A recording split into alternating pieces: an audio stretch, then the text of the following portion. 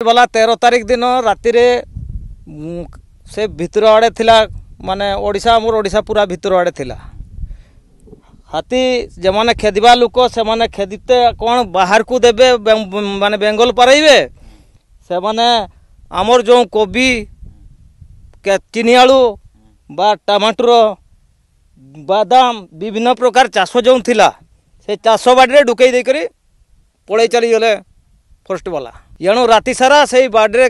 हाथी माने सब खाईछन शुईछन गड़ीछन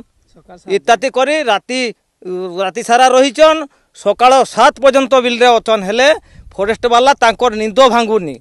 से माने मन इच्छा तांकर जो हाथी खेदुचन कहला कौन हम आज्ञा हाथी फुल आसिक आमर जंगल जमी उपर पूरा दखल करी पूरा सबू कोबी फूलकोबी बंधाकोबी सब नष्ट कर सोरस गछ भी नष्ट हो बिलाती गछ भी नष्ट कर प्राय दीर्घ वर्ष हो आसूँ जंगल विभाग कि वन विभाग से मैंने किसी ध्यान दौरान आसुंच मेन रोड पलि जाऊँगी एक तो रेड जोन होमर यहाँ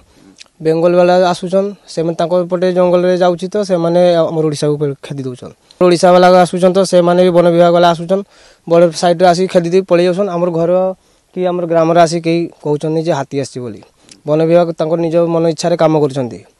लाइट तो अवश्य करेन्ट कटि जाम हैरान होचु दूरे आमर ये किसी लाइटर भी सुविधा नहीं नेटवर्क भी सुविधा नहीं तापर आमर से चाषी भी बहुत हिनस्ता होते है वर्ष को दिन वर्ष थे चाष करूँ से भी हिनस्ता हो खेते खेते आसुचन हाथी वन विभाग कहते तो ध्यान दौरान आसुंच निज मन में बैक आसुँच 2 जन 3 जन आसुँच बुल दे पलि जाऊँ निज आम जमी उपर नहीं कि चाष उपर किसी नजर नहीं निज इच्छा आसुँच मन मन रोच बुल पलि जाना से आमर मेन रोड आड्डा कर बास चाष जगह भी आमर एत पानी भी एत बहुत सर्टेज अच्छी एत भी नहीं वर्ष थे आम करूँ चाष एगार भी आमर किसी लाभ नहीं से सरकार को निवेदन कर क्षयक्षति पूरण करंतु देखुन तो आप देखुन जे भाया आसन हाथी आ गुठ जाक पशि आसिले से तो आयत्त करवा भी असंभव क्षयक्षति होती क्षयक्षति विषय जदि सरकार किसी आमको वन विभाग तो गुड़े कर से गाँ पट गुड़े कर डाहियाड आसला बेले किसी बाड़ी आउजी देकर पड़ेले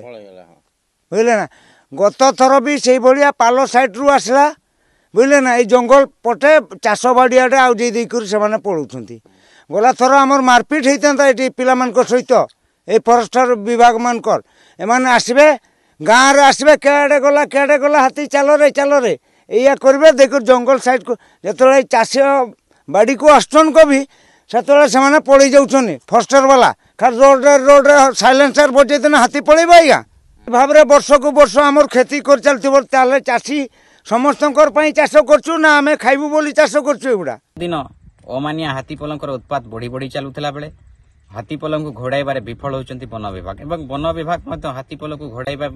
तत्परता प्रकाश करूना जहा फल आज काटसिरसी गाँव एकर एकर जमी जो चाषी मैंने पनीपरिया लगे आसी संपूर्ण भाव में नष्ट कर आज पर्यंत चाषी मान पाखे वन विभाग पहुंची पारि ना कि आश्वासना देना तेरे देखा बाकी रहा वन विभाग केबे हाथी पोल घोड़ाइबार सफल हेबे एवं ए जो क्षयक्षति होती तार सठिक आकलन करी चाषी मान क्षतिपूरण जगाई देले सेमाने निजर आत्मनिर्भरशील हो पारिबे। मयूरभंज शोलियापदारू Samir Mahanta report Focus plus.